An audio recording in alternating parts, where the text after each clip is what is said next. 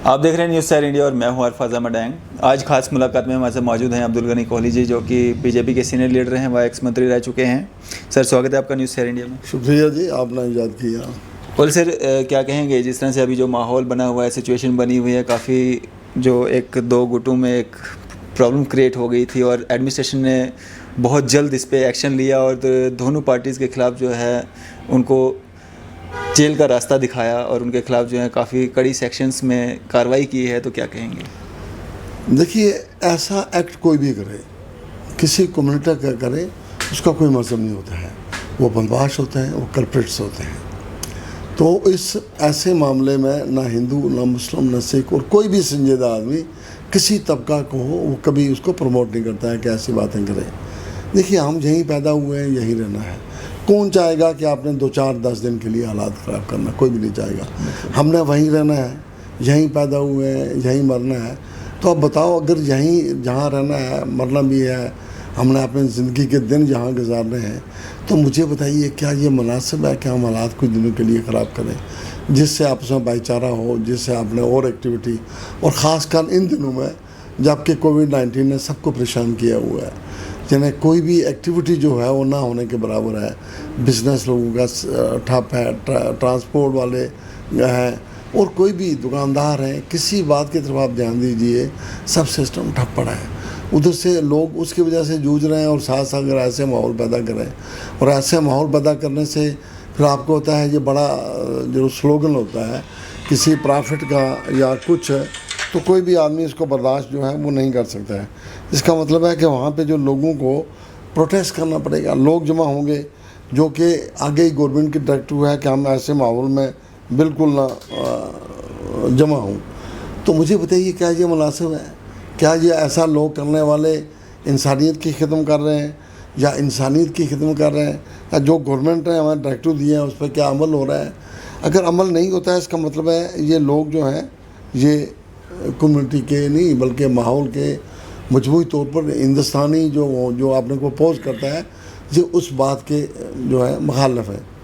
तो मुझे बड़ा अच्छा लगा इस बात का कि एडमिनिस्ट्रेटर ने बड़ा इमीडिएट एक्शन लिया, खासकर पुलिस ने, आईजीपी साहब थे, एसएसपी साहब, जो भी कंसर्न उनके पुलिस ऑफिसर थे, उन्होंने इमीडिएट एक्शन लिया, उन बदमाशों को पकड़ लिया। तो हर जगह प्रोटेस्ट हुए। प्रोटेस्ट तो कुदरती है, जज्बात की बात है। कल को किसी देवता को बात करे, कोई हमारे प्रॉफिट को बात करे, किसी गुरु के ख़िलाफ़ अगर बात करे, तो ये कुदरती है कि मजहबी हम लोग हैं, हम मजहब में यकीन रखने वाले हैं। हर हिंदुस्तानी अथीस्ट नहीं है जो खुदा को नहीं मानता है। हम तो हिंदुस्तानी जो अथीस्ट ना हुए हैं और हम मानते हैं अपने गुरु को, अपने देवताओं को, अपने प्रॉफिट को।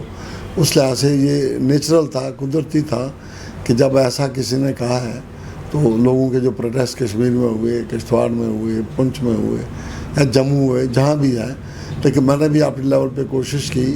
एक सदर सीधन भी कॉन्फ्रेंस का होने के साथ साथ मैंने भी ये कोशिश की कि ऐसे हालात जो है वो पैदा न हों, और बड़ा अच्छा हुआ है जो इमीडिएट एक्शन पुलिस ने लिया। उससे पता लग गया कि जो बदमाश हैं, कल्प्रिट्स जो हैं, उनको पकड़ा गया है।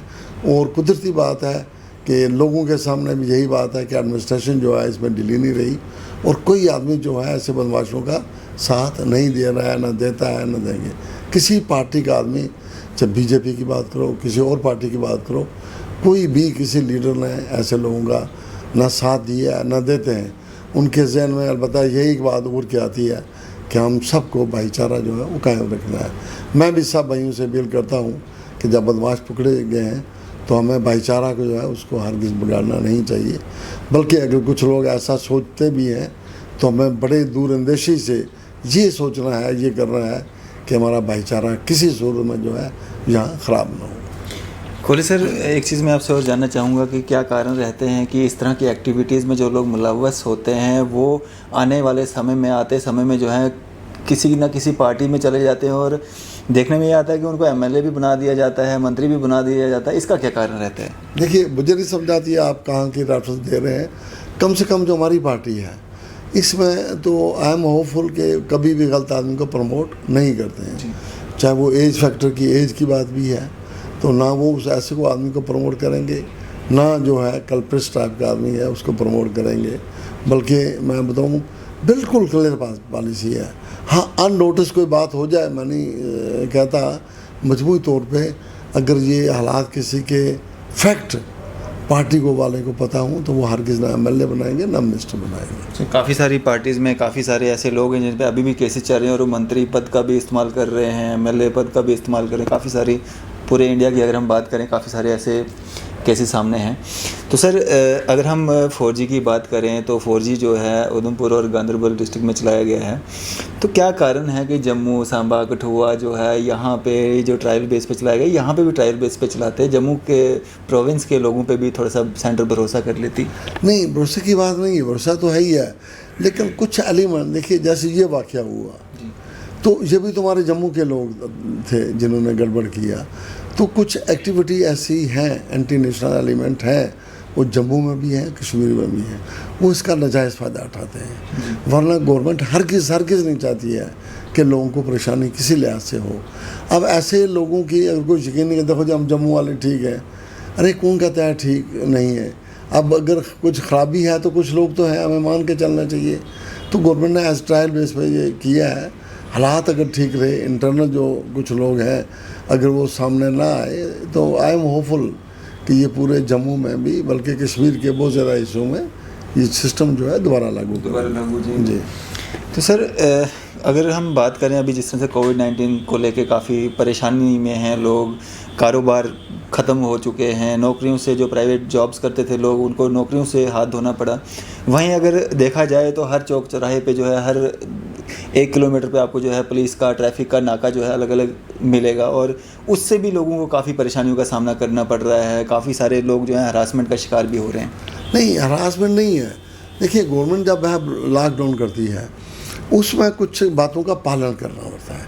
पुलिस जो है, जो डायरेक्टिव हैं गवर्नमेंट के, आपको पता है कि उसके लिए बाज़ाब्ता एक प्लान बनता है, क्या एक्टिविटी होनी चाहिए, क्या नहीं होनी चाहिए लॉकडाउन में। तो लोगों के, पुलिस को उसी के मुताबिक एक्ट करना पड़ता है। और जब भी पुलिस की पॉलिसी बनती है वो ये देख के, ताकि लोगों को कम से कम जो है परेशानी हो। ऐसी बात नहीं है कि जानबूझ के इसी सिस्टम ऐसा बनाया जाता है, हरगिज़ ऐसा नहीं है।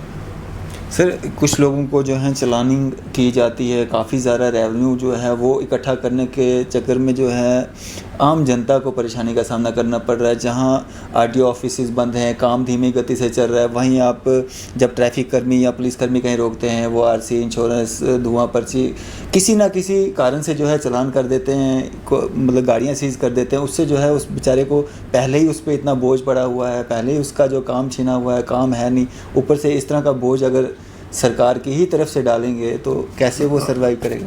नहीं, ये बात है, जब कोई ड्राइविंग करता है ना, उसको अपने कागज़ पूरे होने चाहिए। ये सिर्फ कोविड-19 की बात है, ये हमेशा के लिए। अब अगर ट्रैफिक वाले कहते हैं तो वो अंडर रूल बात करते हैं।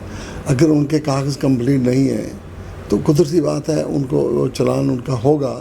और कोई भी ड्राइवर या कोई भी एक्टिविटी ऐसी करे अनलॉफुल है तो गवर्नमेंट को तो उसमें एक्शन लेना ही है, उसमें कोई दूसरी दो राय है नहीं है। ये नहीं है कि इसके ना करने से लोगों का बोझ हल्का हो जाएगा। वो इक्के दुक्के आदमी है, 100 में से 3 होंगे या 4 होंगे, तो उनको चाहिए कि जो अपने अंडर रूल, जो पेपर भी गाड़ी के लिए चलाने के लिए जो तरीका है वो उनको अडाप्ट ज़रूर करना चाहिए। चलिए, शुक्रिया सर हमारे साथ बातचीत करने के लिए और अपना कीमती समय देने के लिए। ये थे हमारे साथ अब्दुल गनी कोहली जी, जो कि बीजेपी के सीनियर लीडर व एक्स मंत्री रह चुके हैं और अपने व्यूज़ हमारे साथ साझा किए। मैं अरफाज अहमद डैंग, न्यूज़ 7 इंडिया के लिए मुमताज़ तांत्रे के साथ।